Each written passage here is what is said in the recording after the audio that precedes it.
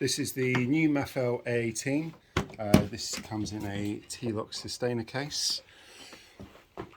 So it comes with two batteries, a 4 amp hour battery and a 5 amp hour battery. It also comes with a quick charger, a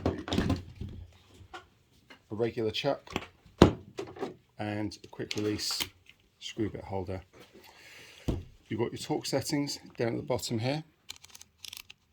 That's your full drill setting there, and a battery charge checker there. It also comes with a side handle for added torque that goes straight over the collar,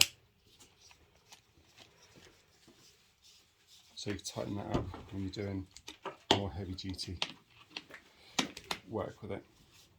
It's got 2 speeds, dual speed gearbox, and it also has a leveling bubble there and a bullseye bubble on the back. So that is the Mafell A18 drill. The ASB 18 is exactly the same drill, but it has a percussion setting, and that is new from Mafell.